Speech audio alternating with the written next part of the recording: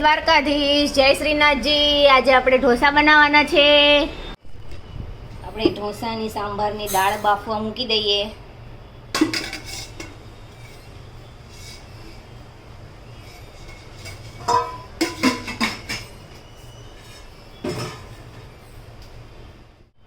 દાળમાં થોડી મોટી મોટી ડુંગળી સુધારી નાખીએ।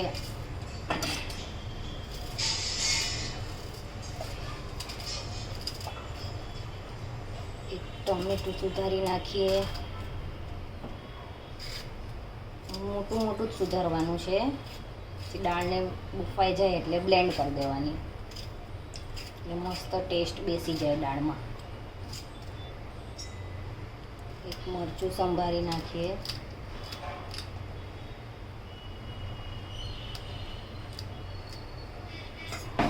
થોડી લસણની કળી નાખી દઈએ ને થોડું આદું છીણી નાખીએ।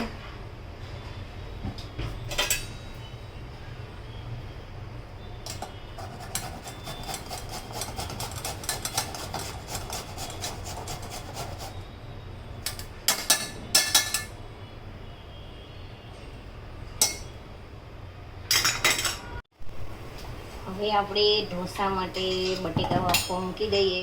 આપણે બટેકામાં થોડું મીઠું એડ કરી બટેકા બાફવા મૂકી દઈશું। તો આપણા આ ઢોસાના મસાલા માટે ટમેટા, ડુંગળી, આદુ એ દાળમાં બ્લેન્ડર ફેરવી દઈએ। બટેકા એ બફાઈ ગયા છે, દાળ ઉકળવા મૂકી દીધી છે। દક્ષુ ચીપિયાથી બટેકું લે, ખાવું છે એને, હજી સ્કૂલેથી આવ્યો જ છે।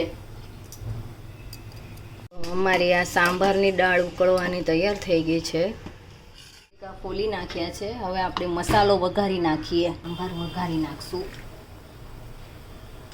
ઓકે, તેલ નાખી દઈએ દાળ માટે, દાળ વઘારવા માટે, સાંભાર માટે। પછી એમાં તમાલપત્ર, સૂકા મરચાં, બાદિયું એ બધું એડ કરી દઈએ।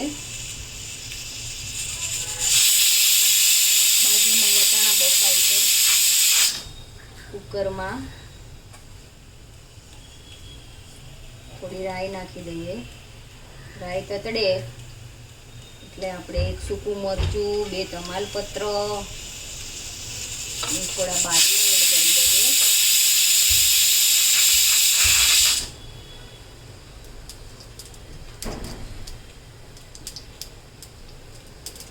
એક વાગી ગયેલો સીધા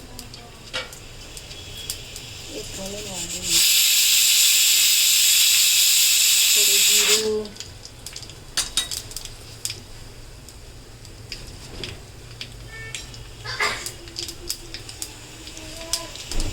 પેલા થોડી કોથમીર નાખી દઈએ ઉપર, એટલે વધારે ઉડે નહીં।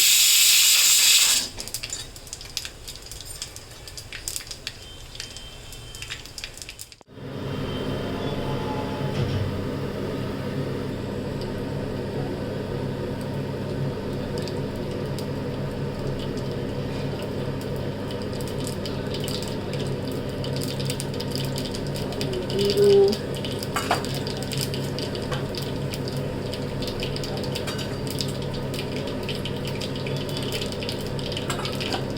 હળદર,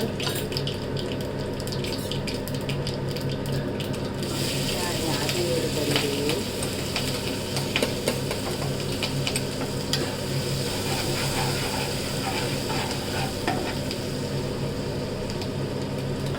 એડ કરી દઈએ, ટમેટા બધું નાખી દઈએ।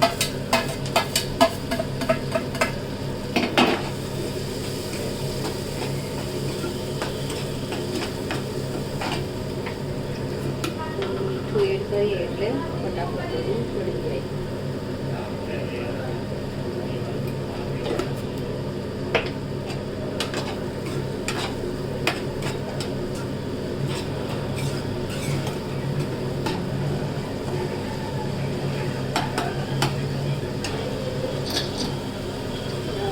પણ બફાઈ ગયા છે,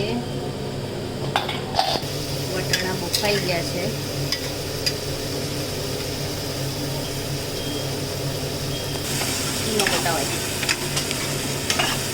આપણે વટાણા એડ કરી દીધા છે।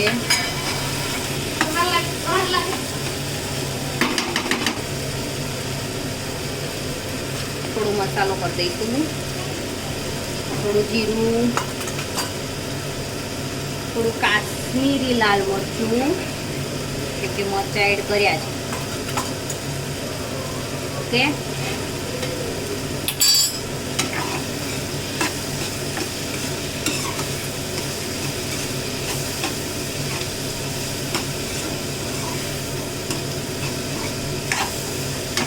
હવે આપણે આમાં બટેકા એડ કરી દઈશું.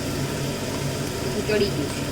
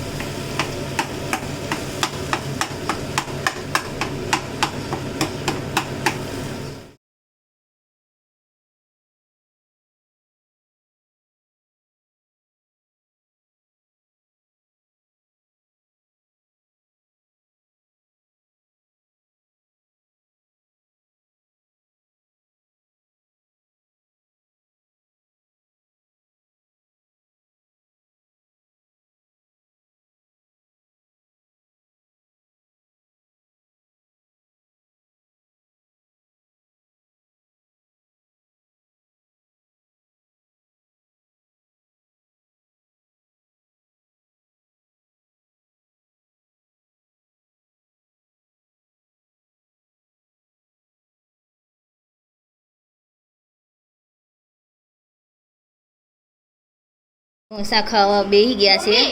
મારી વાત સાંભળો. રોટલી હોય સ્કૂલ